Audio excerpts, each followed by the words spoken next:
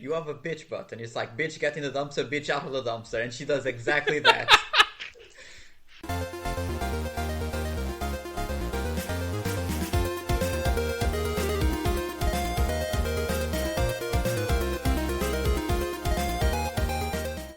Hi everyone, this is Matt. Welcome to the Real Gamerscore podcast. This week I'm joined by Cameron. Hey. And Valak. Sup? Here at Real Gamerscore, we like to discuss all things Xbox, achievements, and flipping out over COD. This week we talk about Cameron's browser history, Japan shogunning for the Western market, and getting our arms twisted. But first, here's the song of the week. I know just what game to do, and what we're gonna play. So go ahead and join my chat, cause I won't wait all day. I'm over here boosting alright, I'm over here boosting day and night. And if my score ain't high enough, just give it one more day. Let's team up and finish the fight right now. We'll keep on trying, ain't nobody holding us down. Just come achieve and let them play what they play. Cause I'm about to put this whole score away. Focus on the achieve, focus on it, focus on the achieve. Yep, no idea. All right, so we're off to a good start. Valak has no idea what it is. That's what. Like normally I'd give you shit for that, but that's fair actually, because this is a bit of a, I guess, a hard one. I don't know. It's a song that I've never heard, but apparently I feel like you're not doing it justice, whatever it is. That is 100% correct. I'm definitely not doing the song justice. At the start, I've heard it before, but yeah. To be fair, the song is, and I will get a pause for a minute while Mad Rokotansky writes the answer to me and sends it on Discord. Okay, the song is "Focus" by Ariana Grande, but Allison, get fucked. What? Come on. I've been begging for a more modern song for ages, and we get exactly. fucking Ariana Grande. He doesn't like Ariana Grande, apparently. That doesn't make her not popular. Yeah, it's a 2015 song, right? That's a popular song. Exactly. Your only specifications were incredibly popular and recent. Can I have early 2000s Fall Out Boy, or Panic at the Disco, or My Chemical Romance, or... Alright, okay, right. I will get my emo friend John and we'll do a My Chemical Romance song or something. I'll try and come up with something. I'm glad that I didn't know the song. Especially it's someone that I don't care, so it makes my shame a little bit less. Yeah, exactly. You're fine. This is all on Cameron. This is Cameron's fault. He was the one who wanted this. All right. So yes. So no one got the song. Congrats if you got it in the comments. Definitely message me or put it in the podcast and ruin it for everyone else. Welcome to the show. Next week. Yes. I'll have to do the song. Yes, you will. You will have to do a song. I don't want another Baby Shark. No. Yeah. No. Exactly. Yeah. Play school. Oh no.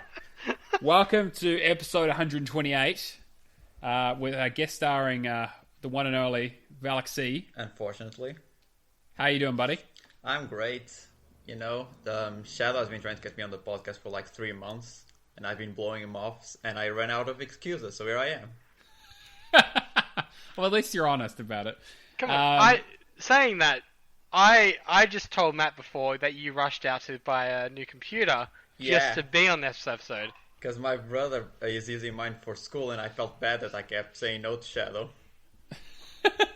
Oh, look, trust me, when it comes to peer pressure, I totally understand. We'll get into that. But first, you want to sort of introduce yourself a little bit? I mean, you've been a member of the community forever.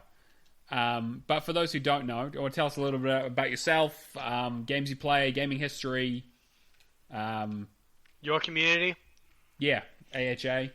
Yeah, so I've joined the community 2 years ago, more or less, and I think later on I became a bit less active because I started focusing on AHA as a mod. I've been gaming since pretty much ever. My mom used to play Resident Evil with me when I was 5-6 years old, and she used to make fun of me when I got scared of the zombies. I was going to say, that explains a lot. So, my assholeness comes from my trauma, probably. Video games are cheaper than therapy. That's just very true. So yeah, I don't. There's not much to say about me. I used to play everything except racing games, much to Shadow's anger. Disappointing. Yeah, that's pretty much about it. All right, yeah. In terms of achievement hunting, do you have a style of? Are you completionist? Are you just trying to get as many games as possible? I mean, a bit of both. I mean, completionist all the way, but I still have all the baby games to play. True. Yep, I totally get that. Yeah, I've got the.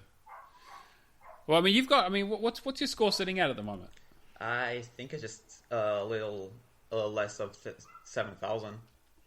700,000. That's pretty good. I was going to say 7,000. Yeah, no, 7,000. 700, you know what you mean. Yeah, 700,000 is a very respectable score. I mean, it's more than Red, so I mean, that's really the important thing, right? Red has more than me.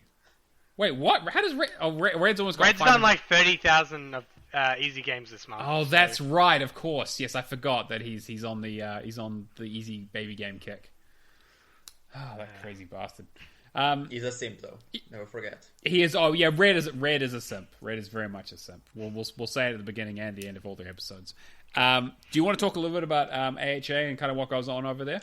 Yeah, sure. So AHA is another Discord that my friend Reptar created, and then later on, both Neo and Shadow joined. It kind of got to the point that our communities are pretty much integrated into one another.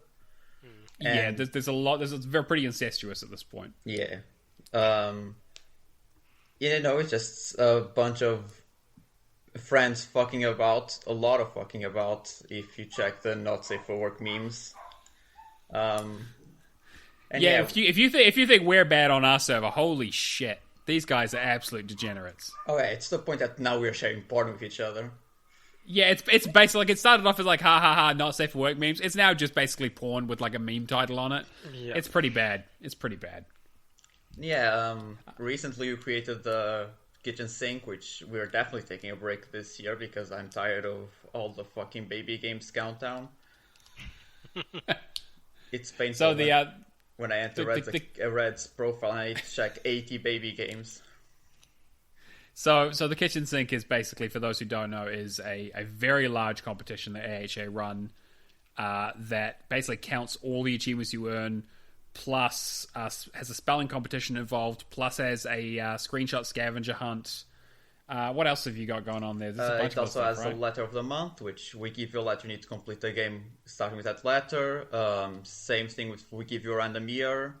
We also have a spotlight and a book club. Spotlight being focusing on one series voted by the community. Same thing with book club, but book club obviously is a quicker game that also gives you bonus points. And yeah, that's pretty much about it. We also tend to do focusing on completions, ratio, achievements, Gamerscore. So basically it's a competition that involves all types of achievement hunting, and we even give points for a specific backlog. Yeah, which is something that's really interested me. So one of the like I said, one of the bonuses is the older a game is that you finish, the more bonus points you get for completing it. Exactly. Which is a really, really good incentive to go back and clean up some of that old stuff. I know that one of the competitions that I placed decently in, I've never won the kitchen sink, despite having been the person who named it. I've had a couple of good months here and there, but there are some crazy people in that community. But like I went back and did the original Doom, for example, on the 360, which was like 2007, and got some great points for it. And same with like GTA 4. It's really inspired me to go back and really actually focus on cleaning up some of those games have just been sitting on the 360 hard drive for a long time. Well, without that incentive, you find it so difficult to actually go back to a 360, especially if it's not backwards compatible. Yeah, absolutely. Yeah, it does get very, very difficult. I mean, you really got to push yourself. And like I say, just about every week, if I haven't finished a game that's that old, there's probably a good fucking reason. Having said that, me and Robbie have been slacking off this one, so we actually don't know who's winning for like the last month and a half or so. Well, to be fair, it's a huge amount of work, and all of this is done manually. So yeah, maybe you just wait for 12 weeks. Let it be anybody's game, then do all the calculations and hate yourself. Well, we all know Mike's going to win anyway. Nah, Mike. That's the thing. Like every time me and Michael both say that we're not trying, and we always end up in the top 3. Yeah, it's unbelievable. It's unbelievable. And then I'm like, maybe I should try. And then I'd give it a really hard push, and I come like 4th. I'm like, why do I even bother? And it's not even close. Like, it's 4th by like a long margin. It's like we might like do a hard push for like 1 month, and then the other 2 it's just like everything. How do you keep up the momentum for 3 months? That is, it's a big competition. We did streamline the competition a bit because of all the new members that we had at the beginning of the year. So the points are clearer out to, get ahead. Before you get like 20,000 points and you'd be like, how did I get them? Now it's like, since we're doing it in a... if you're first in one category, you get 15 points. So now it's easier to see which one you need to get ahead. Yeah, exactly. But that seems to be going really, really well. But it sounds like it's a good idea to take a bit of a break and come back strong, maybe in the next quarter. All right. Well, let's done our introductions. Anything else you want to add before we sort of get into the housekeeping? I found out that Shadow doesn't know how to kick, but we'll get that down later. Yeah. Okay. All right. So we mentioned Discord a little bit in there. So if you don't know what that is, Discord is basically a big chat room where you can have a chat with various community members. So we have the Real Gamerscore Discord, which has a sort of general chat. We've got a chat about the podcast. We've got a room for our Patreons. We've got a room for our questions for the show. And we also have we also do channels for music and like basically anything. And if it's not on there and you ask nicely, we might add a channel for it if we get enough interest. But yeah, we use it for competitions and everything. It's really a great place to, if you're looking for a group of people to play something with, or you're trying to see if someone can help you out with an achievement, or you want to help other people with achievements. It's fantastic. Like we spend a lot of our time on there. And also the AHA one is a fantastic community also to join. But join us first. We also mentioned we've got the Patreon. Patreon basically is a way for you to give us some money. It's a subscription service that allows you to help pay for things like server costs, equipment, the bribes necessary to get Valak on the show, that kind of stuff. It was pretty cheap. Yeah, exactly. We get in towards the end of the month, so we'll probably do the Patreon draw. Don't think it'll be next week, because we're going to have a bit of a special episode next week, but the following week I think we'll do our Patreon draw. If you do sign up for the Patreon, like I said, the draw is essentially if you win the draw, you get ID at Xbox. I always keep thinking XBLA. ID at Xbox game of your choice, assuming that Chin Doctor ever applies to you. Microsoft Points card. Microsoft, yeah, exactly. Some sort of Microsoft Points card will show up on your doorstep. All right. And with that out of the way, we also have our first big competition, the Real Gamerscore Word Challenge.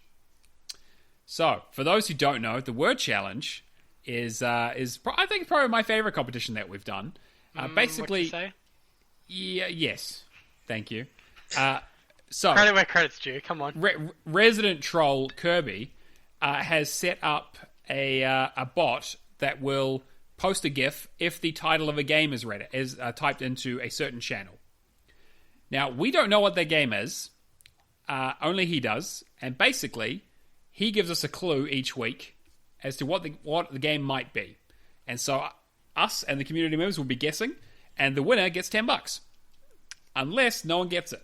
And if they don't, then next week we'll put out another clue, and then it goes up to 20, and then 30, and 40, and each time we'll reveal more and more clues. Now, we have the first clue. We're starting with a new one. The first clue is that this game has a female protagonist.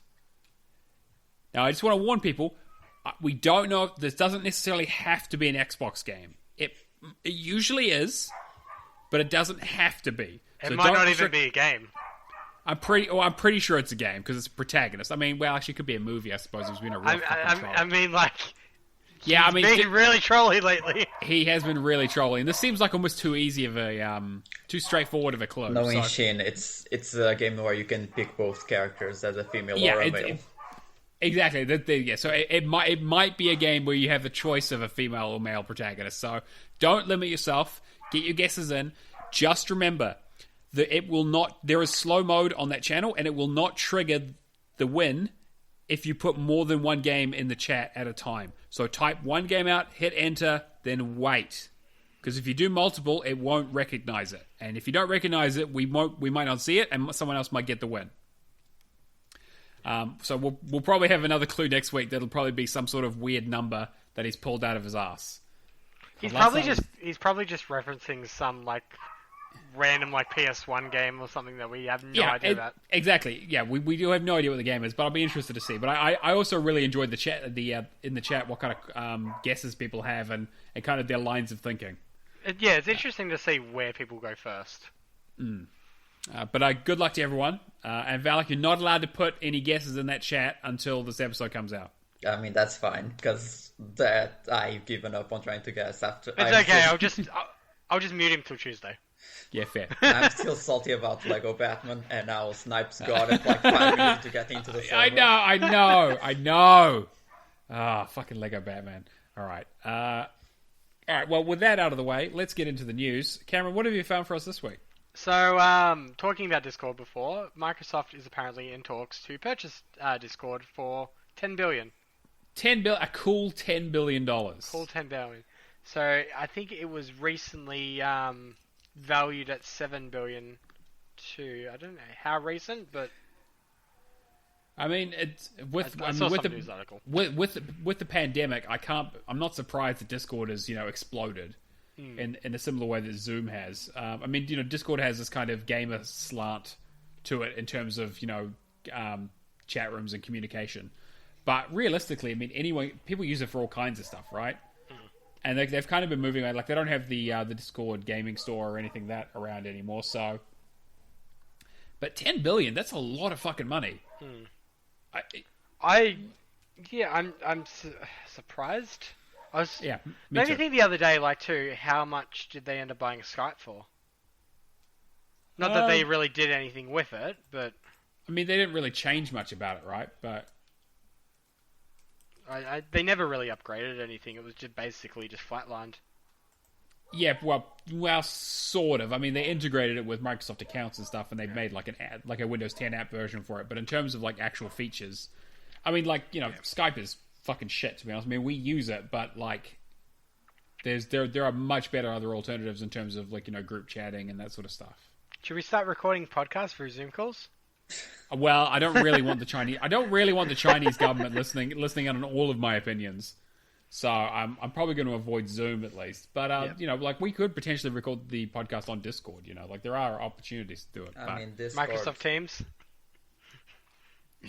Fucking Microsoft Teams. I mean, if they do buy Discord, they'll probably make Skype better using the technology that Discord does, and vice versa. I think Skype's basically... Skype is basically that, don't get me wrong, but... Well, yeah, so just for context, Microsoft bought Skype back in 2011 for $8.5 billion. Okay. So, and which is probably, it's not... I mean, and it's obviously done well for them. It's still widely used. It's on all Microsoft PCs, but they kind of fucked it with the pandemic. My worry is that they're buying this to buy out the competition and then they just shutter it. I mean, they probably won't for $10 billion. That's ridiculous. But, I'm worried that this is just basically so they can push Skype more and so they don't have to worry about Discord taking away their market share. Yeah. Because, I mean, the problem is it's great when Microsoft buys game studios because that means we get games coming to the console and, they can fund development and stuff. But this kind of stuff really feels just kind of like it's anti-competitive. Well, I guess flipping on its head, what could be a positive? What could be the positive signal of getting Discord like? Well, I mean, they've already done deals with getting Nitro and perk stuff, right? So they already have some sort of relationship. Getting Discord in terms of chat or something like Discord integration more with Xbox is probably a good thing in terms of live chat functionality. They might maybe they integrate it into their sort of clubs thing that they've done. Maybe the parties don't crash every 5 seconds. Exactly, right? I think that potentially there might be some technology stuff in there that might be good to bring over. Whether it integrates or not, I mean, whatever. I'm not an architect, but there might be some expertise there at Discord that they might be looking to headhunt as well as the IP as well as the technology. I know that when I've been listening to Larry Hurd, Major Nelson's podcast, they've been mentioning lots lately regarding the headset, having that integration with the Xbox codec working with both the console and Bluetooth on PC. Yeah. And then having the ability to just Discord with friends in a party while still playing games. Just going exactly. with your phone. So I think, to me, it's strictly more options. I can't see them doing anything that furthers Discord as a product, though. Yeah, well, I mean, like, what else do you do to Discord, to be honest? Like, I mean, it's kind of they're in a really good spot right now in terms of functionality. I mean, the UI is still not the best. Like, there are some design things, but in terms of the offering, like, it works really, really well. So I'd be really interested to see, like, what are the potential changes they could make, good or bad? Could we potentially see a Discord app for Xbox? Yeah, that's what I mean. Like that maybe that makes sense, or integrated Discord into Xbox in terms of like having those chat stuff available to you, both PC versions. Yeah, because my only worry is that you have if that gets bought by Microsoft and they have their own thing, and it's like, okay, well now you can log into Discord on the PC using your Xbox account. Or you can use the games window bar, or you can use the Xbox app, or you can use the Xbox itself, but they don't all talk to each other very well, and there's delays between them, or some things don't integrate. Like, if they are going to integrate it, they need to do a really fucking good job of it, because the last thing they want to do is dilute what they have, especially if you're spending $10 billion on it. I mean, if this even happens. Yeah, but that's the other thing, because too. So far it's all speculation. Yeah, exactly. What else? What other speculation have we got here, Cameron? So on our favorite website, 4chan, there was a. Have you been reading my browser history again? Look! Mate. I'm just on there for the articles, mate. Told you, incognito, always open incognito. Otherwise, everything to me is just free access. That's fair. Actually, side tangent, yeah. Have I ever told you the story that one of my friends from high school updated? Oh, no. Yeah. Am I gonna have to edit this out? Come on. Maybe. Oh no! Here we go. Fuck me. All so right. So essentially, he I'll keep it very PG. Yeah. He updated a copy of Windows and gave it to me. I wanted to update it. And for whatever reason, it synced his browser history to mine. Oh, no. How much? Oh, boy. So I know that he's into a lot of anime, yeah? Oh, God. No. No, okay. You know what? I think because Kirby's not here, we're probably just going to leave that story there. But I'm sure you can draw your own fucking conclusions about what kind of degenerates Cameron's friends with. Did you call the cops?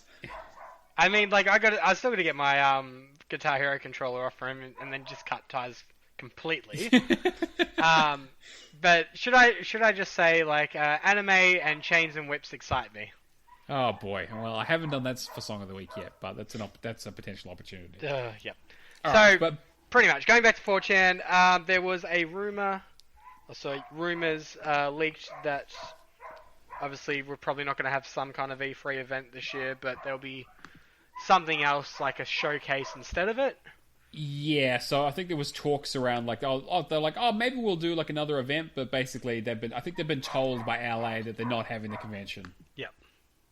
So. I mean, like, they can cry and scream as much as they want, but it's not happening.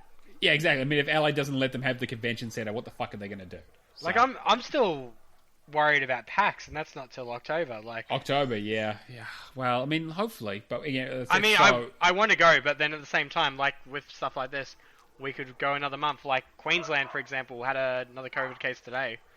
I mean, how quickly can it skyrocket out of control? And, we're at the end of March, and we were like, we hopefully be sorted by May, but it's like at this point, everything is starting to opening up here, and it's already a big yikes every time I hear the news. You think about a year ago, you couldn't get toilet paper in a supermarket. Yeah, that's fucking scary. It's funny, because it was about a year ago. I was eating like I had my birthday dinner at like a restaurant. It was like about a week ago, a year ago, a week back. And we were like, oh yeah, we're gonna go see Book of Mormon and MCR are coming here and stuff on my birthday stuff, and like we were like, oh, it should be a good year, etc., etc. Then a week later, and then I was I was actually going to go to Australia for a conference, my boss at the time, was talking about how he was going to go to the American office, and like they were like, him and my boss, they were going to fly over to the American version of the company and like meet with them to discuss some strategy stuff, and they were like, the Americans was like, this, the person they were organizing with, they're like, no, we're shutting down, like we're doing this, and they were like, why are these Americans going crazy about this? What is this? And then suddenly a week later, shut everything down, cancel all trips, everything's, no one's allowed in or out of the country. Like it happened fast, and it's like I can't believe it's been a year. Jesus. I was thinking back to I was talking to one of our listeners today, and he was just like, you listen to us talking about COVID at the start of it. Up until now, and we were like, surely a few weeks, yeah. Oh boy.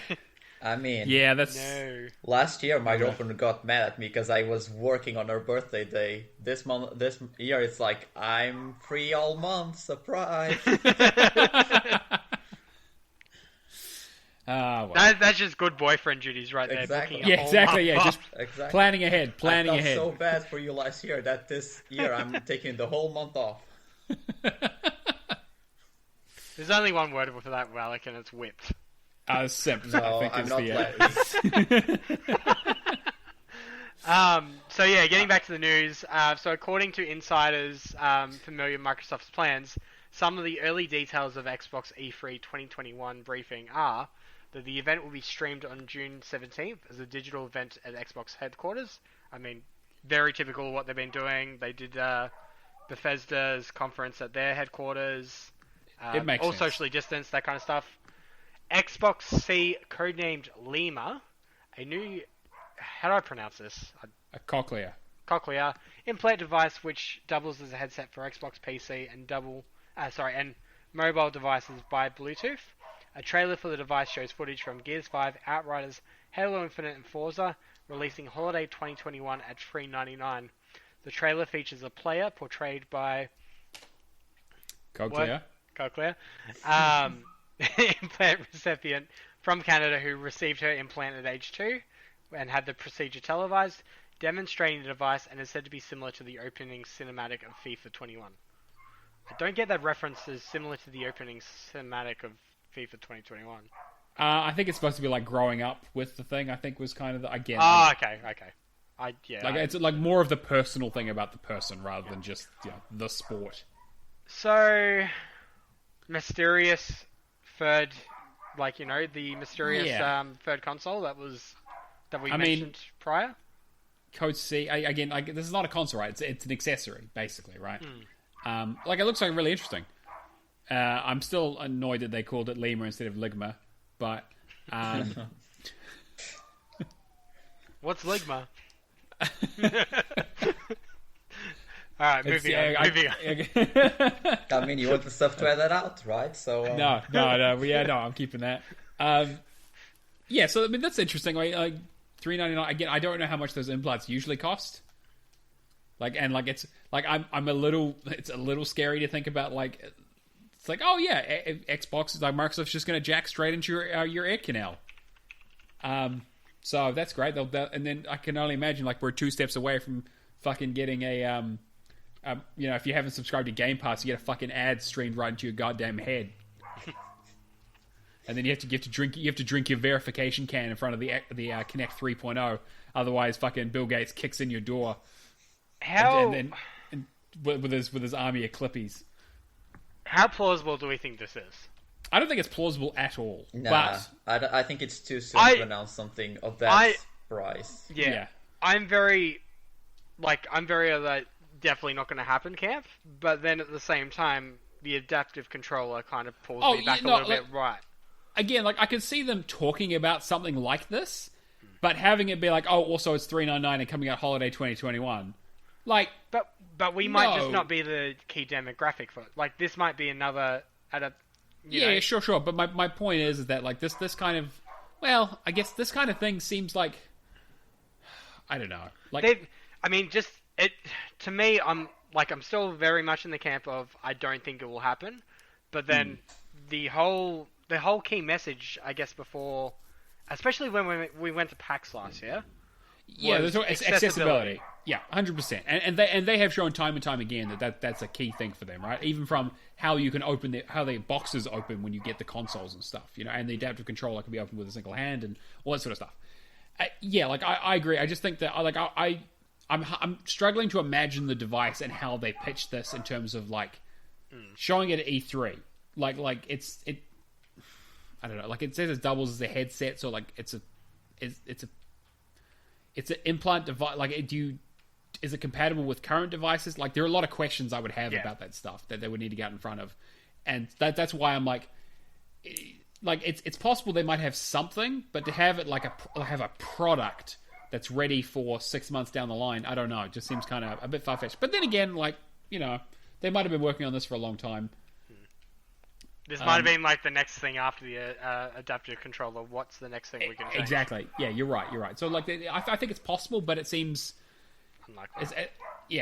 I don't know if all these details would be correct about it. Valak, thoughts? I mean, I don't think it's plausible. It's too soon to announce something of this scale, right? Especially right after the Xbox Series haven't been out for a year. Yeah. Not even a year yet, yeah. I mean, at least if it's true, we know the price, which was our complaint about the Xbox Series X and the Series S. Sure. I mean, I'm not planning on going deaf anytime soon, but having said that, depends on how many more songs of the week I have to fucking do. But I just, I do think it's a little too soon. And we haven't had they haven't given any hints at doing anything like this. I mean, it might be an interesting surprise, but this is the kind of thing you feel would have leaked out. They must have consulted with a shitload of people to do this. And the fact that this is the first time we've heard of it, especially from no pun intended, but where Cameron found the source to begin with. Exactly right. I mean, it's always going to be suspect. But to be fair, I mean, it's not like 4chan have not come up with correct leaks in the past. Well, I mean, their leaks are... I'm pretty sure they had leaks about Octo Traveler coming to Xbox. Yeah, exactly. Quite recently. Some other stuff. Anyway, moving along. Phil Spencer opening the keynote, announcing all the first-party games and selected third-party games would be optimized to work with the Xbox C device. Halo Infinite, free for free, new 20-minute gameplay presentation, including multiplayer gameplay. Releases October 29th, beta during summer 2021. I'm hearing a lot of rumors around for November just because that would be the 20th year anniversary for Halo, which would make sense. Yeah. And they'd probably need as much time as they can get. Yep. And it was basically due for what, November last year, right? So that would it makes sense. It's going to be one shot of the Xbox Series X, right? Yeah, it was. And it's supposed to be on both consoles. I'll be interested to see, like we talked about when that got announced, whether it'll actually be coming out for the previous gen. Yeah, well, that's going to be the main thing, and I think the other thing from it too is just hopefully it is a working just absolute gem of a game. I don't want to see Craig anywhere in that fucking trailer. Have you seen the screenshots that they've been doing with PC? No, I haven't actually. But some of them look really, really good. Far Cry 6, obviously Ubisoft gameplay trailer, Xbox C optimized by a patch, releasing September 17th. That's not surprising. I mean, it's surprising that September 17th is quite a way out because it was supposed to come out in February, so it's been delayed by a lot. I mean, but at the same time... How much of Ubisoft's titles have been delayed? Pretty much all of them. Ubisoft is scared because... Hey, I got my refund from the pre-order from Prince of Persia yesterday. Made me cry like a baby, but there it is.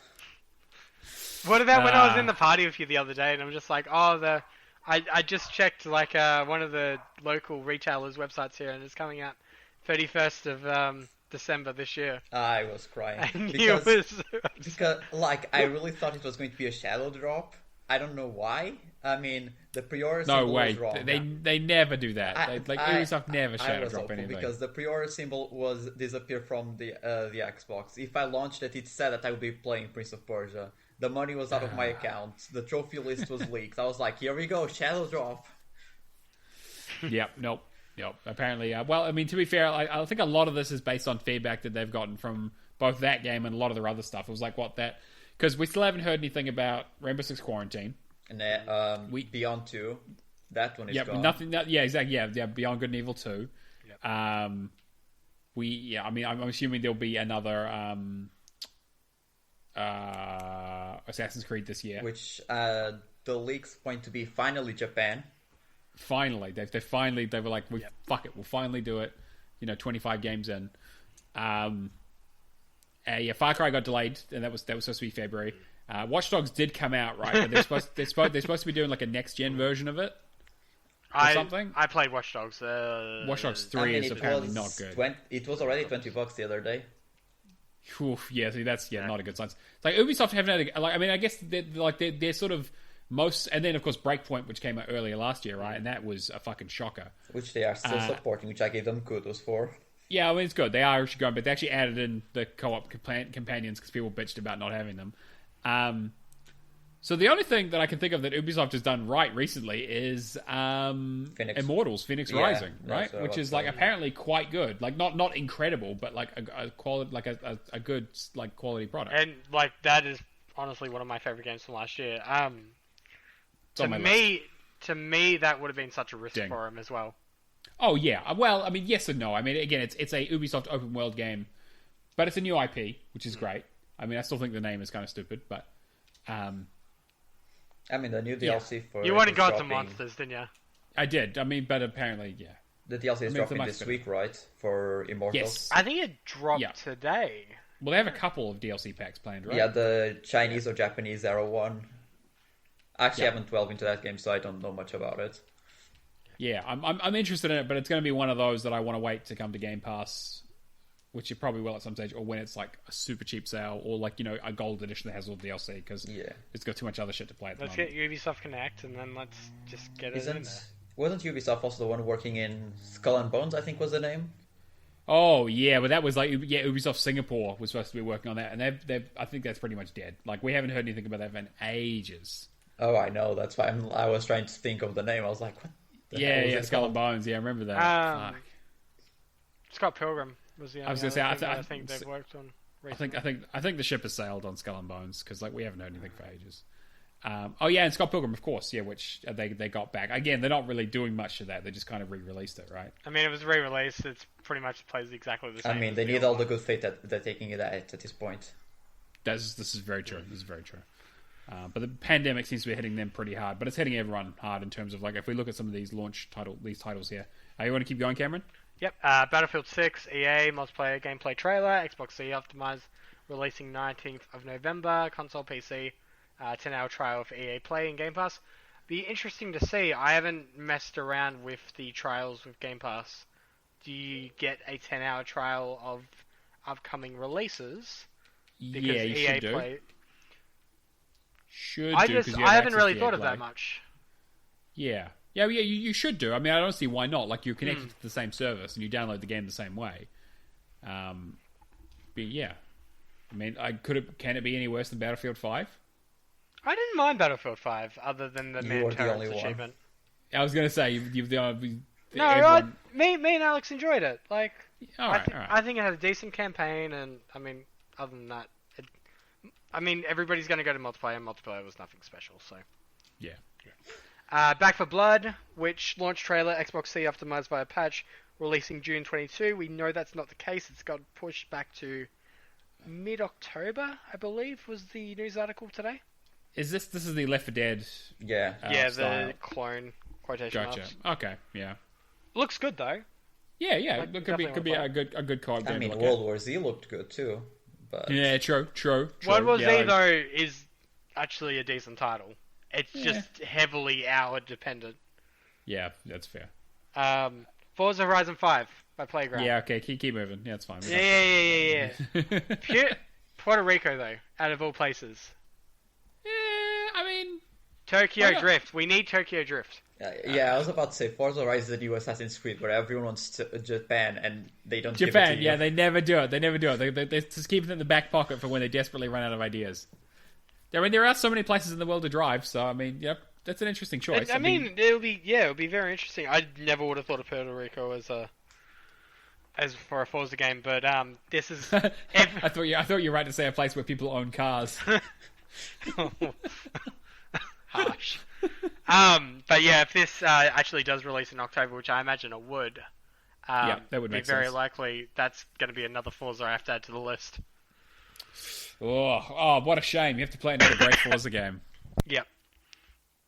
Dying Light 2 from Techland. Gameplay presentation. Xbox C optimized, releasing holiday 2021 on console and PC. Did you see the trailer that... sorry, not the trailer. The video that they made. It was basically a Twitter Reacts video. I did not. Dying Light 2... But they said coming out holiday 2021. I don't believe that for a second. No, I don't either.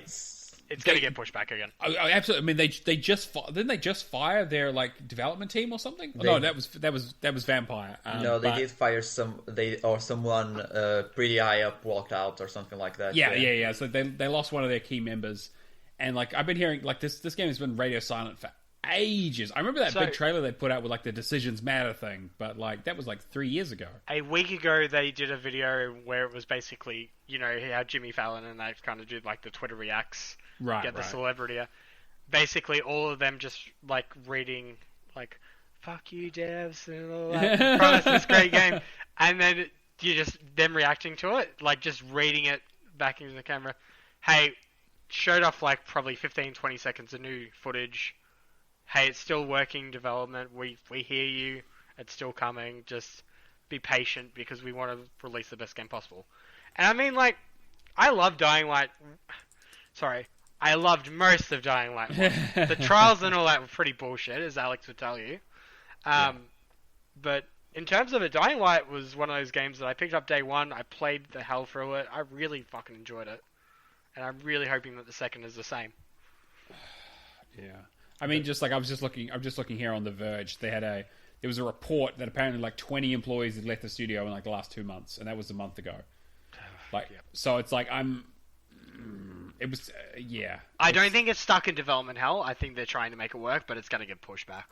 It's definitely going to get pushed. I'm thinking this is going to be a February game for next year. I think this is going to be hey, we need to get this out before the end of the financial year, but we're not going to hit November or whatever. Yeah. The question is, would a zombie game currently stand out or be successful? Because I mean, a few years back, anything, TV, movies, games were all about zombies. Now it's not so much. Yeah, but I'm wondering if that's cycling back. It's been so fucking long because I mean, they started with Dead Island and Left 4 Dead. Left 4 Dead was Left 4 Dead, then it was Dead Island, and what else did we have? And we had Walking Dead pushed that on the TV Walking side. Yeah, exactly. That was the thing. Walking Dead was the big thing. Walking Dead's approaching its final season as well, yeah? Oh, yeah, fucking shambling towards it. And then there's 3 movies coming out and all this other stuff. This Walking Dead's fucking more terrible. stuff for me to fall asleep on, too. Yeah, exactly. But I'm wondering if this is going to be well, again, I think that part of the Dying Light 2 thing is that the zombies are part of the problem, but really it's about the people interactions rather than the zombies. Where it's the people are out during the day, zombies are out during the night, and you kind of have to manage that more. So I think the zombies are going to be more of a... Yeah, I think it's going to be more of a survival game rather than a straight up Dead Island. I mean, again, it's made by Techland, so who the fuck knows? But I mean, they have some big fucking ambitions with this game. I remember when Chris Avellone was writing for it. They were oh yeah, absolutely. There's a bunch of different factions, and choices you make in these missions will literally change the whole world for the rest of the game. I'm how are you going to do this? And it turns out it takes them 5 fucking years to make it. So... Oh, so Dead Island 2 is also with this technology then? Yes. That's another one. Zombie game that will never come out. I'm really hoping Dying Light 2 doesn't have a similar fate to Cyberpunk. Ooh. Because I said, I love Dying Light. I'm really wishing that it succeeds. Well, again, I think a lot of these responses to I think a lot of these pushbacks are responses to what happened to Cyberpunk. Yeah, definitely. Ubisoft, I think a lot of it, especially. Yeah, especially because they were they used to be we'll patch the game, it's not a big deal, and then Cyberpunk came out and the internet fucking exploded. So I think that which is good though, because no, absolutely, getting good games. 100%, this is the right move, right? They should be delaying this shit. They shouldn't be putting out unfinished products, but it means that we are going to have to wait for shit to come out, which is fine for us because we got heaps of things to play. It's just sad that it happened with such a promising title like Cyberpunk. Exactly, and the fact that it had to happen, right? Like we had to reach a breaking point before something actually got done about it. Now, whether these games actually come out any good, who the fuck knows? We'll see. But that's what it looks like. Right. What else we got? Moving along, Age of Empires 4 from Valak, which I think... Right. Yeah, I think they announced... they've got an event coming on the April the 10th, I believe. So they're going to show new stuff for 2, 3, and 4. Cool. And I wouldn't be surprised if we keep getting DLC packs for them. Because 2 got a DLC pack, right, which I think was very popular. Okay, alright. I mean, they probably want to do 3, though, right? Like, yeah, well, I guess, yeah. Yeah, I don't know. Like, 4, though, from the trailer, the footage and all that stuff that they're showing already, it looks beautiful. Like, I'm really keen for a proper, like, PC, like, real-time strategy game. I love me an RTS. I mean, I'm fucking terrible at them, but I enjoy them. We haven't had a good PC one since Rise of Nations, in my opinion. Yeah, okay, yeah. I mean, actually, Rise of Nations was a while ago, wasn't it? Oof. Yeah. So releasing spring 2022. Microsoft Flight Sim, Xbox gameplay trailer, new content for PC. This is going to be one of those games that they just keep on pumping out content. Yep. As long as there's airports, they can just pump on. Exactly, yeah. There's a new port in construction. Microsoft is rubbing their hands like, "Who new DLC? Here we go." Exactly. They need to get behind, just capturing that old experience of being delayed multiple times. Yeah, exactly. You have to go through TSA to get into your plane. Yeah, until we start getting flights again. Since the borders are closed, the game also won't open. Yeah, exactly. Yeah. So, gonna fly over to Epstein's Island. Doesn't sound like essential travel to me. Then going from that, Phil Spencer returns on stage, closing statements reflect on both accessibility and diversity for Xbox, which I feel like has been the key message for the last few years. Yep. And then Gears 6, the Coalition teaser trailer, planned for release fall 2022. So end out the show, I guess. Sure. My worry here is that we're not seeing any of these, these studio stuff there's no acquisition studios in there. Like, we're not seeing... Yeah, that's the main thing too. Like, I'm sure with this, add in Starfield.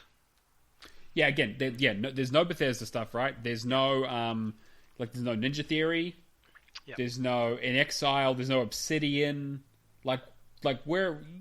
Even if these games aren't coming out this year, they're still talking about 2022 stuff.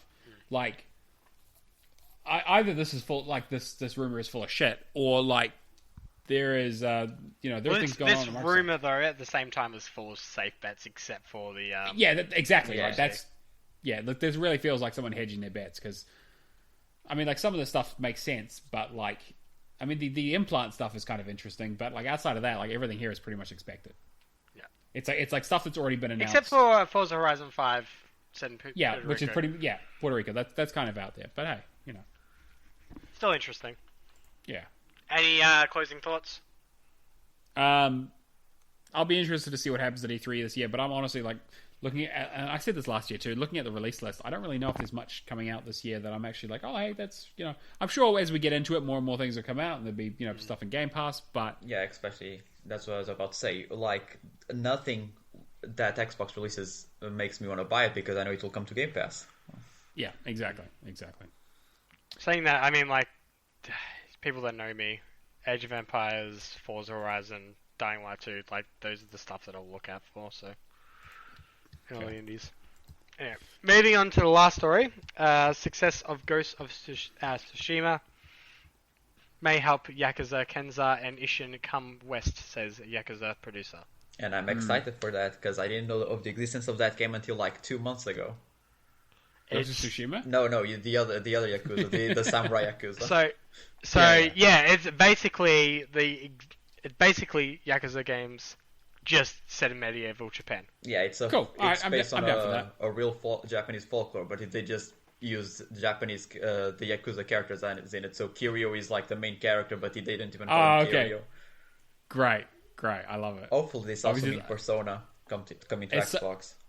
It's that's really funny actually. I don't know if you guys remember the Sony conference, when they announced the PlayStation 3, I think it was 2006. and I remember them talking about Genji 2, and they're like, oh, this is this is our like combat Japanese combat, like medieval combat game based on real Japanese battles that actually happened in history.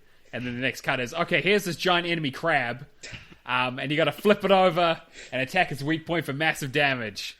It's like, oh man, the memes are great back then. And I'm just kind of thinking about like, yeah, it's like Kiryu being in like fucking medieval Japan, just being like gonna fuck some shit up, and also there's gonna be diaper babies. Like, I'll be really interested to see what happens with this. It sounds like the exact same historical accuracy of the Telstra ad about the Great Wall of China. Oh god. You know what I'm referencing, Matt? No, we don't have Telstra here, so I have no idea. Yeah, okay, I need to show you. Somebody's going to appreciate that joke. I'm sure. It won't be used to. I'm sure the Australian listeners will appreciate that. So yeah, pretty much. I mean, most of this article is entirely in the headline, but I just wanted to use it more as of a talking point of. I feel this year and last year we've seen quite a lot of games from the East come to Xbox. Yeah, definitely more than usual. I mean, like I started with the sort of Square Enix partnership that they've had with the Final Fantasies, and then the Yakuza games, and now fucking Octopath Traveler just came out of nowhere. Like I never expected that to come. And then listening to yeah, true, Dragon's Quest 11, yeah. Listening to Major Nelson's podcast, it seems like half the time too that Larry and Jeff have little to. I imagine they'd have some idea, but some of this stuff like Octopath Traveler just sounded like it was completely left field, came out of nowhere, and then it's Game Pass. Great. I mean, that's how it should be, right?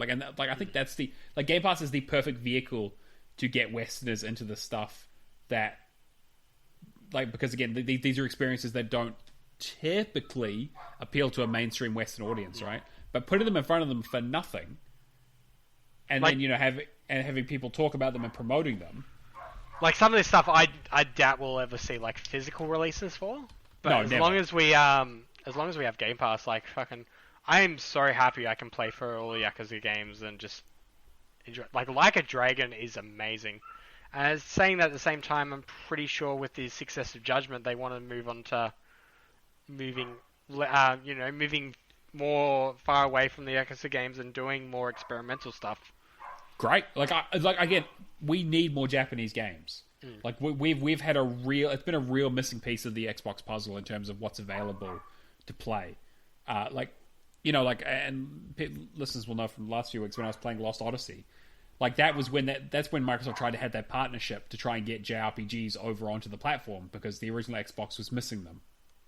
And so getting like Lost Odyssey, Blue Dragon, was an Infinite Undiscovery. Yep. Last Remnant and Star Ocean were the 5 that they've really, really pushed. And then it was like Magna Carta 2, I think. And like those were basically the only JRPGs on the platform for the most part. They were like Western ones. I mean, they did have some Japanese releases, but and Resonance of Fate. But like the Xbox One basically had none of that almost. Like they kind of just died off. Like again, that wasn't hugely successful because they were trying to push the 360 in Japan. Whereas now, I think is that they need to push their current console in their current regions, but expand the offering. Because there are people that they need to bring over from the PlayStation side of things with these games. And like the Switch. Like the Switch has become a really good place for these Japanese titles. It's so easy to get your games approved on the Switch, though, and get physical releases going. Yeah, absolutely. And I'll be very interested to see like what other Japanese titles make it over. I mean, like, Allison is sitting here right now playing the new Story of Seasons game that just came out. And I'll be very interested to see, I mean, that and sort of Harvest Moon. I mean, obviously there are some Nintendo-specific stuff that they won't allow to go other things. How many Harvest Moons are on Xbox now? Like, I looked at sales this week and we've got Harvest Moon on Xbox. There is one Harvest Moon on Xbox, yeah. But I don't think it's an actual Harvest Moon game, though. I think it's a spin-off. Hang on. I mean, same thing. Same thing with, for example, Persona. There is Persona games on Xbox. It's just the bad ones. Harvest Moon, One World, Mad Dash, and Light of Hope. Oh, okay, Light of Hope. Is that one of the real ones? So yeah, that's the thing. Okay, I don't know, but like, I mean, we're getting more onto the console, so. Right. got the IP and Harvest Moon got the name. That's right. So yeah, because Story of Seasons split off from Harvest Moon. So Story of Seasons is actually the original developer, and then Harvest Moon got the IP name basically to continue doing it. But, okay. But again, I want to see more of that on the console. You know, I want Microsoft to be pushing this stuff to say, hey, there is a audience of people in the West who want to play Japanese games who don't have a Switch, don't have a PlayStation, and they're missing out on these Japanese experiences. Like the Tales series, for example, is a great example of that. Like we got Tales of Vesperia, and that's pretty much it, right? Yeah, I believe so. And like Tales of Vesperia is a fantastic game, but I want to see more of it. And tell you what I want. I want Microsoft to buy RGG. Yeah. Or just Sega. Just buy Sega. Buy everything in it, yeah. But they're too busy buying fucking Discord, apparently, for $10 billion. They're not going to have any money left. Don't worry about Discord. Just buy RGG. Or Sega. I'd love it if they bought Sega. That would be really interesting. All right.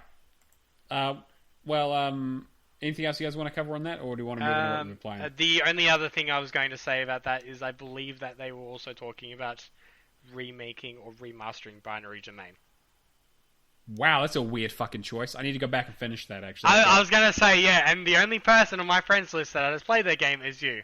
I've nearly finished it. All I need to do is, I've done all the grinding online. I just need to do the invasion stuff. Yeah. So, hey, if you're listening out there, hit me up. We need to get a team of 4 together. This is our brigade. Is that not backwards compatible? No, it is not. Yeah, I didn't think so. Nope. It's on the list. Cool. It's a weird game. Really interesting though. All right, let's get into what we've been playing then. Valak, do you want to go first? Sure. So a lot of Journey to Savage playing it because the game is leaving Game Pass, and I've been helping people through the speedrun and All Game Minus and others. How many runs you done now? This last week, around 50 at this point. 50? Yeah, I kind of posted in all the Discords that I'm in, wanting to help 1 or 2 people from each Discord, and then it suddenly flooded in.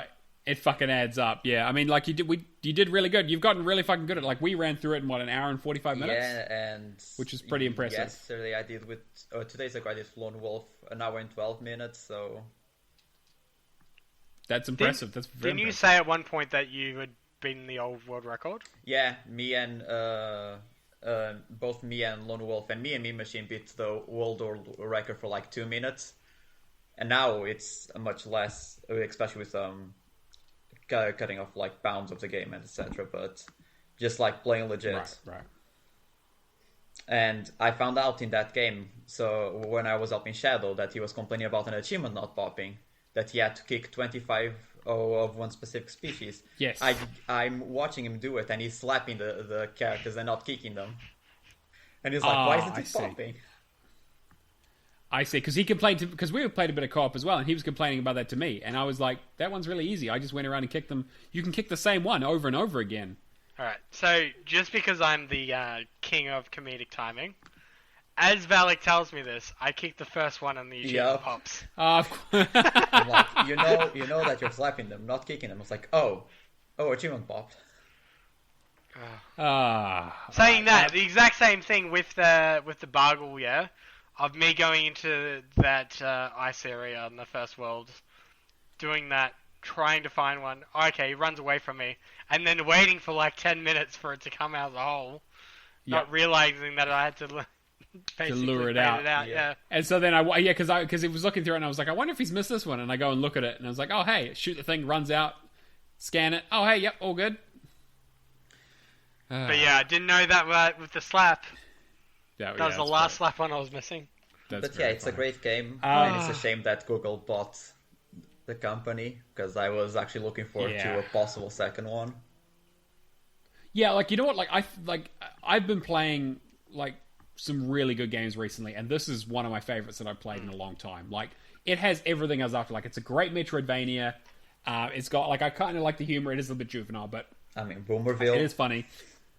Yeah, I get Boomerville is like, that is pretty funny, actually, to be fair. I gotta say, I love the Toucan Sam and them exploding into Fruit Loops.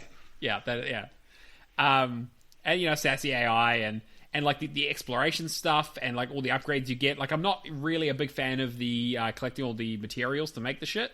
That's kind of the only real downside. And the combat is just kind of okay. I wish there was a bit more like variety in the weapons, because it's like you get one gun and then you get a couple of like side things that aren't really super useful. I mean, they have to make enemies forcing you to use those components. Yeah, exactly, yeah, and like you have like the one that sticks them, and then you got the one like there's like the bouncy thing, and then there's like acid, and then there's explosive. And that's pretty much it.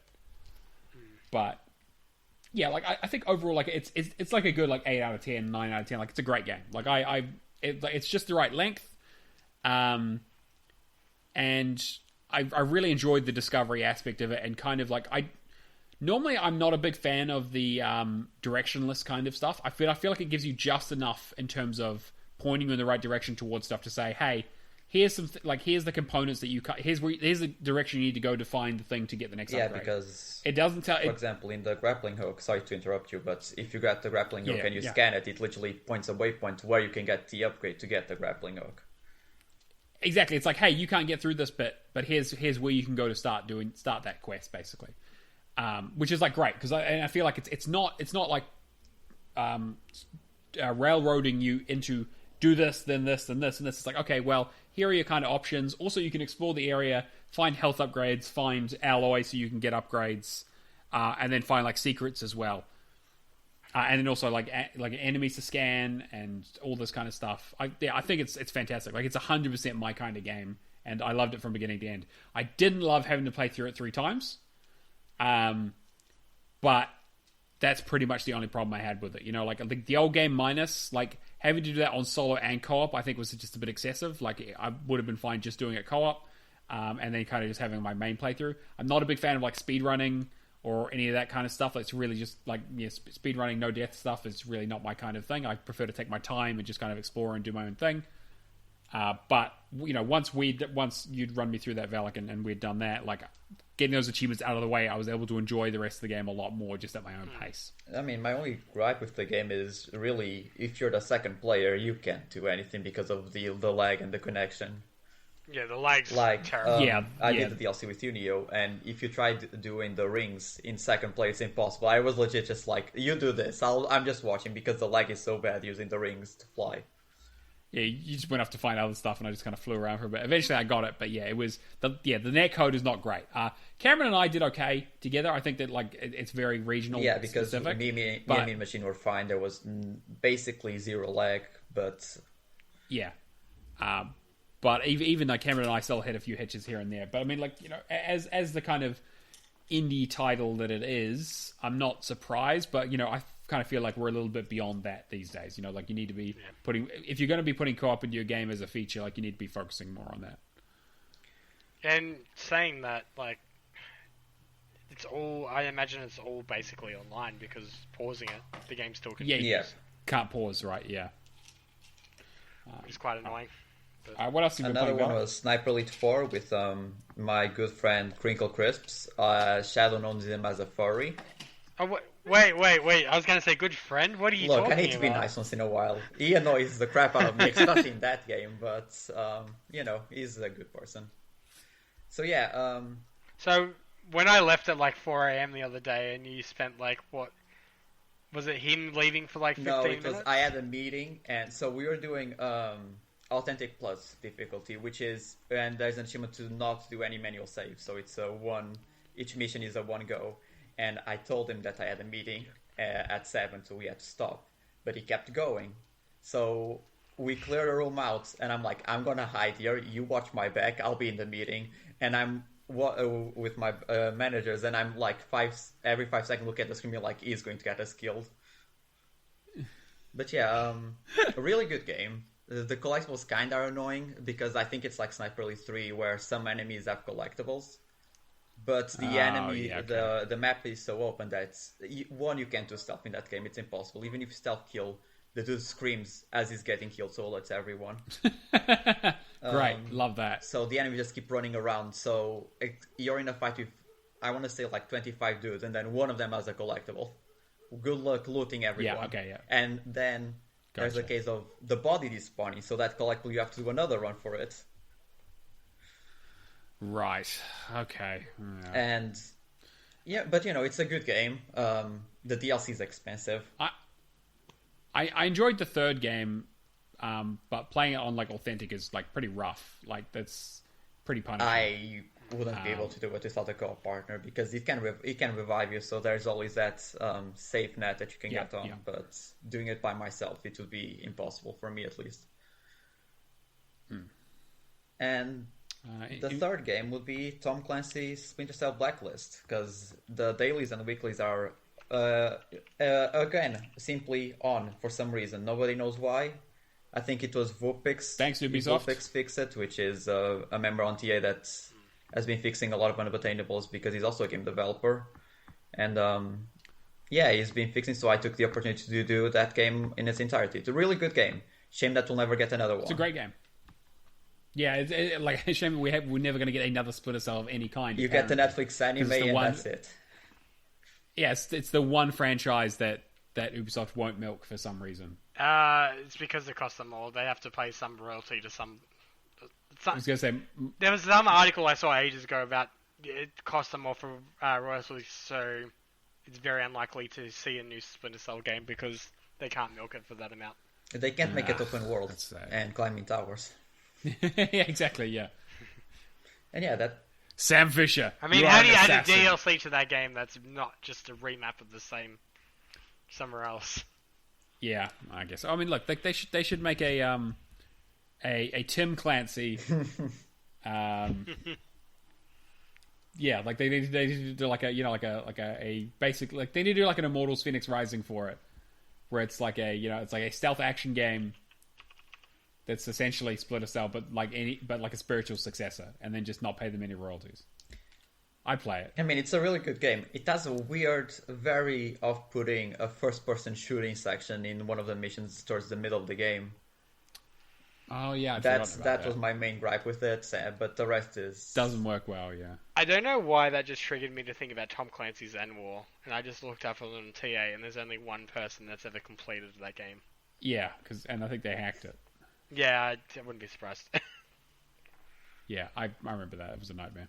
Interesting. But so you enjoyed it? Oh yeah, it was a great game, and I'm glad that I finally got to play it because I've had the copy for. I think I bought it to release date, and then I never got around to it. As much of my backlog is.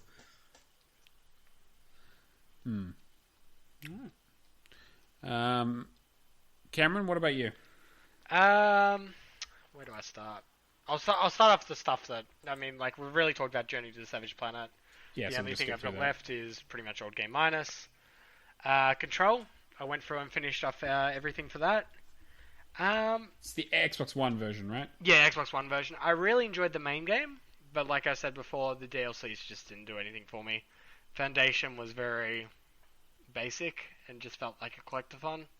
Yeah, it kind of is, yeah. And AWE was, it was interesting, but with the audio technical issues and everything that I was experiencing, it just took away from the game, unfortunately. You gonna double dip and stack them up? Not this year. I might give it just the right amount of time now that I have both copies and do it eventually. Hate that. Well, you can do it right. You could. Yeah. Ruin my series completion. I'm not going to do them back to back. I'm not going to do them back to back. I'm no Red. Red played them I'll probably give it like a year or two. Red played the three. I'm waiting for the PC DLC to go, so yeah, I will. Because the PC Game Pass version's there, but DLC you still got to buy, which is. I'll wait for them to announce the new Alan Wake game, and then I'll start doing them before then. Good. Hyperdot. Oh fuck yeah! Have you finished this yet? Or? Yes, yeah, I'm done. That was a fun game. So, Hyperdot. Basically, everybody else is doing it. It's just like, all right, cool. I feel the peer pressure. I'm going to beat this before Matt does, just for the sake of it. Yep. No, you did only by about a day, but yes, you did. So, interesting enough though, the achievement strings between the Xbox and the Windows 10 version don't match up. So you can unlock something on the Xbox, which will totally unlock something different on the Windows 10. And vice versa. So if you do some of the stuff on the Windows 10 stuff will unlock stuff on the Xbox. And then if you put it back, it'll basically ping pong until you hit ones you haven't got for both of them. So there's a nice forum on TA where you can basically do the first 50 levels, go on to Windows 10, unlock achievements, go back onto Xbox, and then keep on ping-ponging between both versions to get the game completion. Yes, so the only trouble I ran into was finishing all the impossible challenges, which I got for moving for 50Ks or whatever it is. Once I got that on the Xbox and moved over to Windows 10, that unlocked that one. But other than that... Which was interesting, because 50 levels unlocked that for me.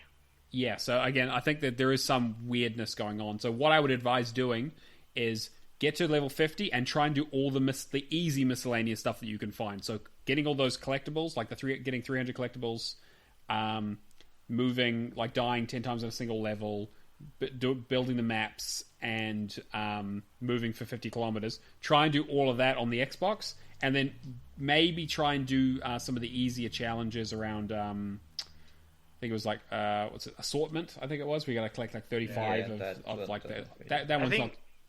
I think the only one that I had to do, which was a bit harder, was lateral. Yeah, lateral, which is that the one for the 45 seconds that I kept hearing Shadow Rage for like a good hour? So that was normal before I figured this out, but fuck, that was difficult. Yeah, I mean, even the achievements name descriptions were wrong for some of them. I know that there is one to be in 75% of an area in one specific challenge, and the achievement popped for me when I reached 51%. Oh, well, lucky you, because that one took me fucking forever. But then I did it on the first try on PC, because you have to be on an ice map, but if you have a mouse, it doesn't move. Oh yeah, the ice was awful. That was my biggest... Every time there was an ice level, I was like, time to die like 20 times, there we go. Yep, yeah, exactly, yeah. So, I hated that game.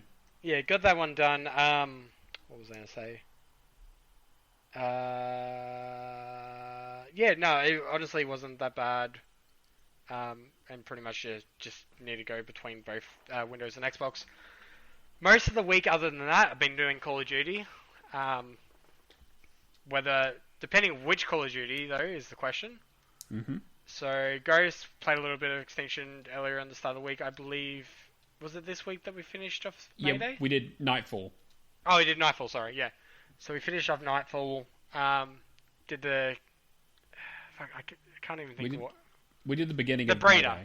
The Breeder. Yeah, the Breeder, the Breeder, the speed and one. Then that Kraken, that map is just bullshit. Yeah, Mayday's, we kind of got overwhelmed, and we just got really fucked over by the challenges, unfortunately. We need to get back into that. Yeah. So yeah, did a little bit of Ghosts. I got my copy of World War II for Xbox One, and my Advanced Warfare and Black Ops 3 for 360. Still can't... Finally? I mean, these are the ones that I rebought, which is a bit of a pain in the ass, but, I mean... Still waiting for the other ones to show up somewhere? They'll show up at somebody else's door, and they'll never be seen again. That's all it is. So World War II is basically just going through the main campaign. I've done this on Veteran, but I just needed to clean up miscellaneous. I think I had access to this from my old game share partner, but I just don't talk to him anymore, so me and Adrian have ours. So I did that, and then I started going for Pressure Cooker, which is one of the harder-based game achievements, which is one room, essentially, survive 20 rounds with only like your quick revive that you can use 3 times in solo, as well as a mystery box. Right. So no pack-a-punching, nothing like that. It's just survive till round 20, and it is bullshit.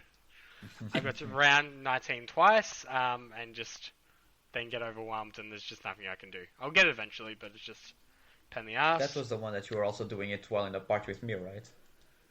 Yeah, just fucking screaming to myself. I was pissed off.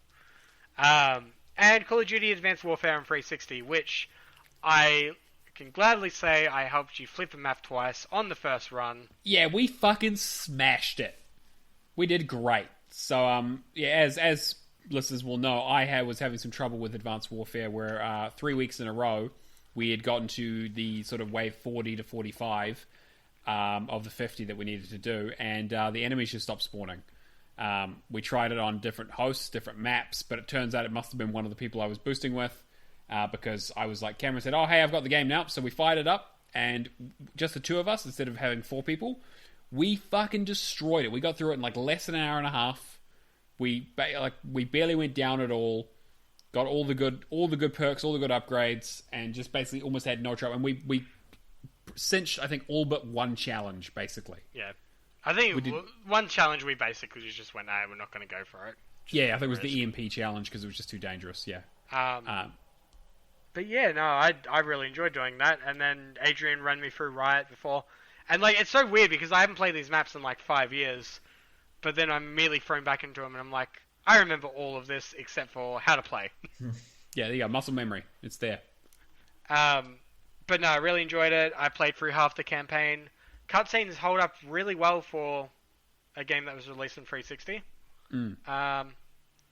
Kevin Spacey, a few weird lines. Oof, yeah, a little bit yikes.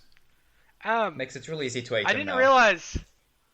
I didn't realize too that the actor that plays Gideon, the actor is called Gideon Emery. Oh, I didn't know that. And he's in a shit ton of he's, Troy Baker's in this, Kevin Spacey's in this. Yeah, yes. I mean, it's that whole thing, right? Like they love to get the celebrities in there, the big names. But I was like looking up Gideon Emery. He's played is it Balthier in Final Fantasy 12? Right. Yep. There's a massive list, like basically a Matt Mercer kind of list to him. Right. As well as a lot of movie and TV credits, which I found very interesting.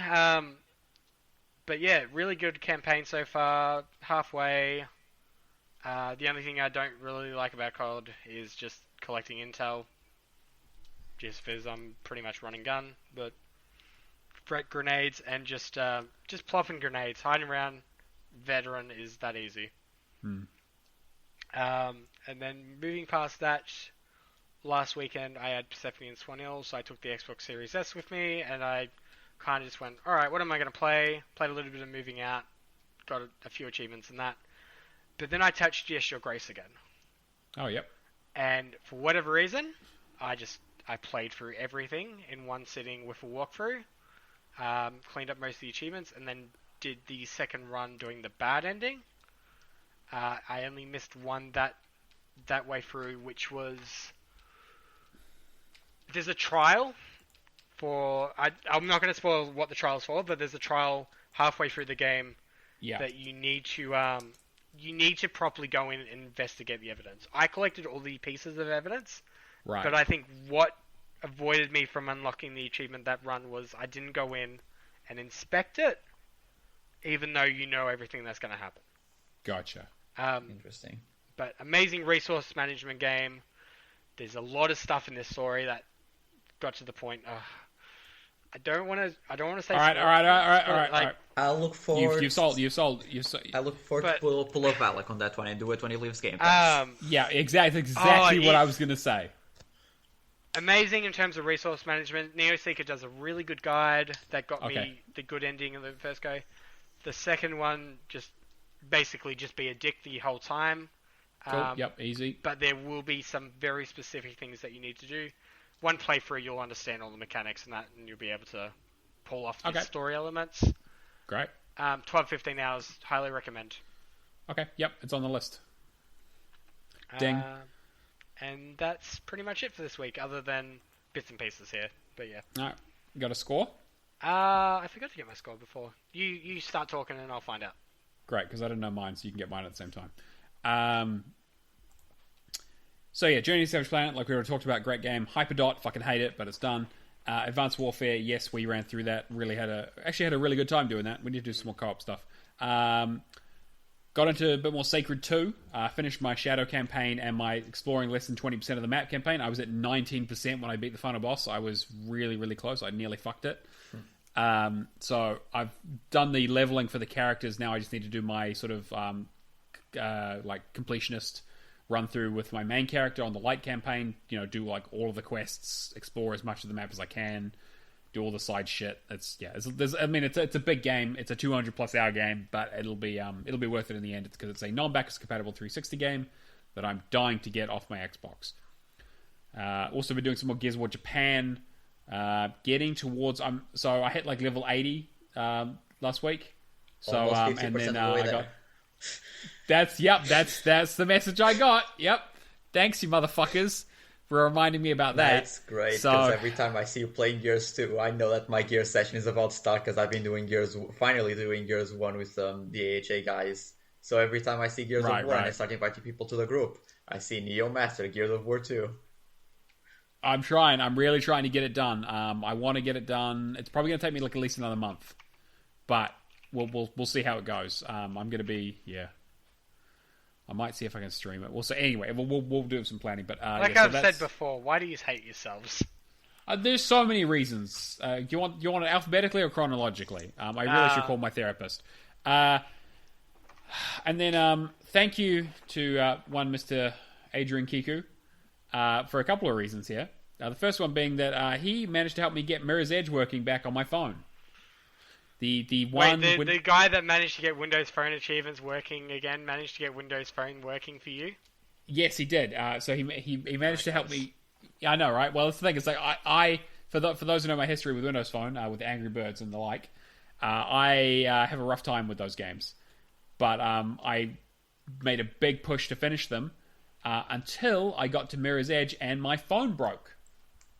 The digitizer broke, and because Mirror's Edge is a complete touch game, with you basically do the whole game through swiping, and it was having ghost touches, and every time you tap the screen, Faith stops running, which is really fucking difficult when you're trying to hit time trials. So I took the phone to a repair place, and they're like, "Nah, it's fucked. You'd have to replace the whole motherboard and lose all your data." So I managed to get a new phone, and managed to get Mirror's Edge working on it after I upgraded to Windows 10. It was quite the process, but I managed it. Thank you again, Adrian. So now I finally have a chance to get it done. I have lost all my progress, so I do need to play through all 14 levels again, and I'm gonna have to do the 3-star on a bunch of ones that I've already done. But I'm making good progress. I think I have 18 stars so far, so I should get the 20-star achievement pretty soon. But I'll be so happy if I get this done, because it's been one of those things that's just been on my tag that I never thought I'd ever get finished. Is this the last Windows Phone game? Well, it's the last completable. It's the last completable one that I have currently started. I do have the last achievement for Extraction, but that is not completable unless you have a Windows 7 phone, which is next to impossible at this stage. But we'll see, maybe one day. And then the main thing I've been playing is Call of Duty Modern Warfare, which is fucking incredible. It's such a good game. You like the recommendation? It was great. I'm so glad that and again, I hadn't looked at the achievement list, so I would assume that they've pumped it full of fucking zombies and DLC achievements that I didn't want to do.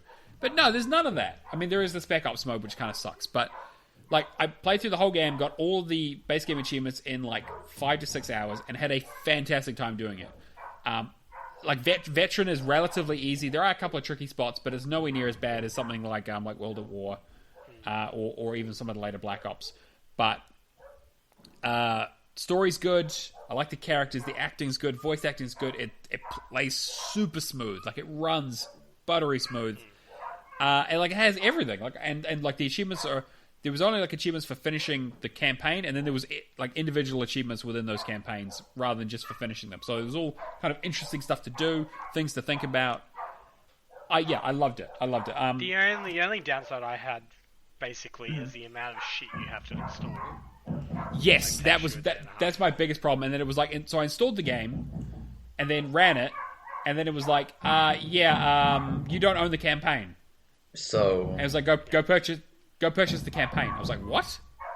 Yeah, install the campaign, go install the compatibility packs. I think there was 3 or 4 for the Spec Ops mode. Yep, so there's 3 for the Spec Ops mode, and then it's do you want the high def texture pack? 1 and 2 work fine. The third one doesn't actually work on Xbox. You can't download it. Interesting. It's not downloadable. It fails when you try to download it. Yeah. It's a fucking mess. And the fact that they put it out like this is so ridiculous. Basically, I don't want to play Doom Warzone. Eternal. Yeah, almost. But I think it's even worse than that because it's just so segmented. Doom Eternal, you install the game, and it's you want to install the campaign, and the game is 10 megabytes. Yeah, exactly. Yeah. Exactly, yeah. So, and it took up a huge amount of hard drive space, but so I had to do this backups mode with Keo and Kiku. Thank you again for those guys. Really helped me out with so we did the so Adrian and I did the first 2 missions and didn't really have too much trouble with it. We smashed it the first one. Second one we kind of had to get to grips with it because didn't really understand how the mechanics work, and the randoms were fucking shit. Oh man, that third mission though, holy shit, that was That's difficult. The one that's crashed on you guys at the end, right? Adrian was telling me about it. Yes.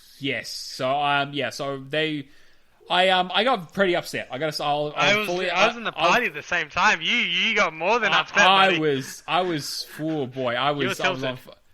on full tilt. I was like I'm I'm a passionate guy, I guess, but like I'm not like, again, I don't usually rage all that much outside of like for comedy reasons. But man, I almost threw my headset. Like, it was ridiculous. So the mission basically is to escort a tank through.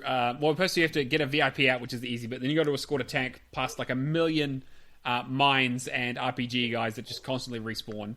And then you got to defend 3 crates from huge waves of enemies, and then take out 2 extra tanks. We had got to the final one. We had just finished defending it. We just had the tanks to take out. Everyone else was dead except for me, but they were just respawning. And one of the guys leaves and basically fucks it completely. And it drops all of us from the game, and we have to basically restart the entire mission. And that mission's quite easily the hardest one. It's definitely the hardest one of the 4. So we decided to go on to the next one, which is basically Mile High Club, which was awesome. I loved it. Yeah. It was so, I remember you talking about this now, actually. Yeah. Ages ago. It's so like... I mean, I made a joke, just like, we're going in a plane, like, we're going to join the Mile High Club. And then the whole mission is that, and I'm just like, yeah, this is fucking amazing. I haven't had one of those moments in ages. Yeah, so and it's like, it's a relatively easy mission too, and you have like a really good time doing it. We fucked up the first time, because after we got out of the plane, we kind of all parachuted down to the wrong spot and just got fucked. But second time, we smashed through it. I think I was trying to, like, put the vehicles in the plane and stuff. Yeah. Classic. When I was doing it.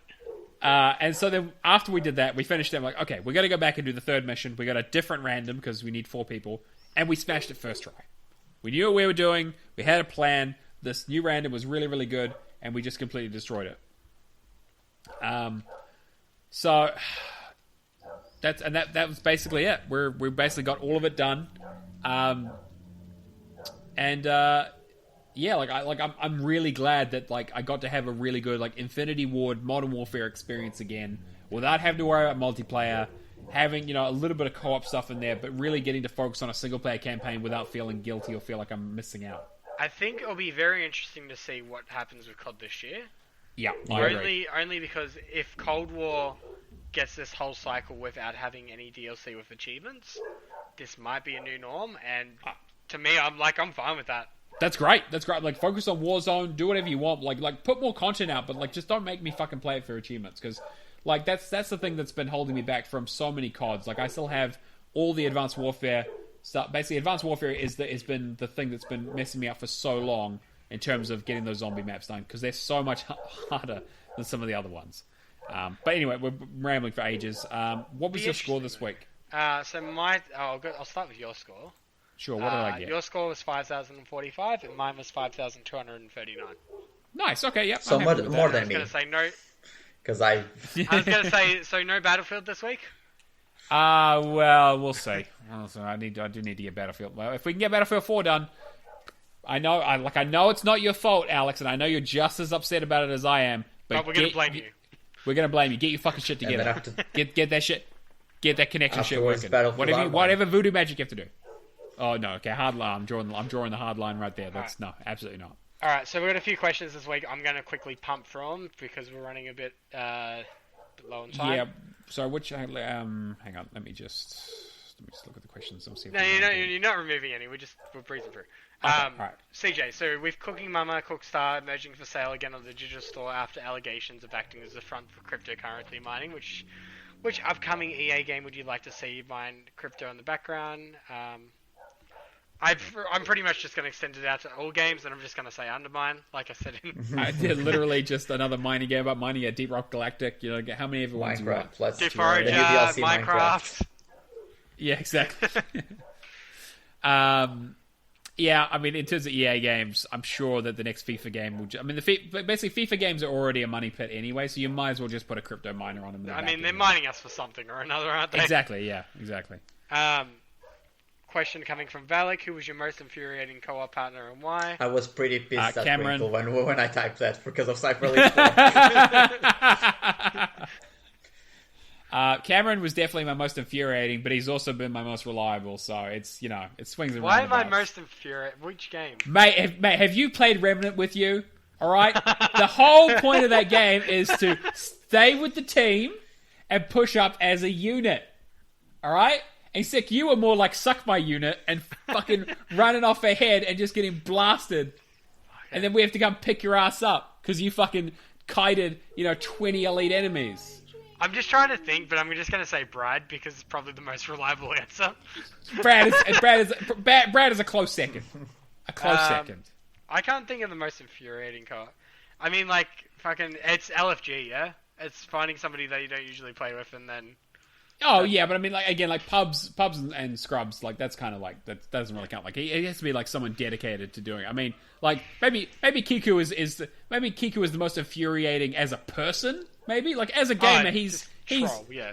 Yeah, like, in terms of his skill and luck, he's the best person to have on your team. But it does mean you have to listen to him talk all the fucking time. I mean, even if you don't go up with him, he still joins the party randomly. It was fucking funny though. Like, I think I talk to Adrian pretty much like every day. I do too now because he just joins my party randomly. The fucking I think from it too. We were in a party like 2 days ago, and then just out of nowhere, Adrian just mentioned somebody said something about Adrian's girlfriend. I'm like, you have a girlfriend now? He's like, yeah, I've had a girlfriend for like a month or two. Like, you haven't told anybody! I was the only one that knew that, surprisingly. Don't know where he finds the time. Oh, jeez. Keo, on that note, who was the most annoying companion in a single-player game? I never had the trouble that other people seem to have with Sheva in Resident Evil 5. Sheva is bad on professional, Yep. But otherwise she's fine. That's really the problem, is that once you're on the higher difficulties with a lot of these companions, they tend to walk into shit and get themselves killed. I love companions that are invincible. It's just such a something you don't have to worry about. On that front, I'd probably say Ashley from Resident Evil 4. Ashley's the most useful person in the game. You have a... Okay, on the second playthrough, no, yes. even in the first playthrough, you have a bitch button. It's like, bitch, get in the dumpster, bitch, out of the dumpster. And she does exactly that. I'm clipping that. All right. To me, I mean, like, any escort mission is just as bad as any other game. They're all one and the same for me. But I mean, yeah, if they're invincible, added bonus. But yeah, I can't think of any other games other than the Resident Evil that I've played that. Yeah, I mean, that's the thing. Like, most escort missions have kind of died out because everyone hates them, right? Like, that's the thing. Like, I get something COD, but I mean, like, it's like one part of a mission, so it's not the biggest deal in the world. Yeah. Nothing that's been like that infuriating though. Although I saw that ZZ Urban Spaceman did say every survivor in Dead Rising, which is the correct answer, actually. Especially the first one. Actually, the first one is, holy shit, this is so bad. I started doing the second DLC for Advanced Warfare on 360, and you have to survive. You have to. Save 20 survivors, and that's just. That sucks. I mean, there was. I can't remember which Assassin's Creed there was, but for some reason, there was a checkpoint that triggered right as the dude lost basically most of his health. So the quarter of the health. So I kept so checkpoint restarted, you'd get killed. Was it Unity? Maybe it was Unity. It was one of the Xbox One games. I think Unity has one of the earlier missions. Yeah. Unity was the one that first popped into my mind when you said that as well, and also because Unity has probably the hardest of the combat systems. Yeah, definitely. All right, and this last question there, Kevin? Okay, Barry. Why do games have pause screens that don't pause the game? I've quit playing. I quit playing Journey to Savage Planet until my kids go to bed because of being in places I thought were safe, only to come back and I'm getting attacked.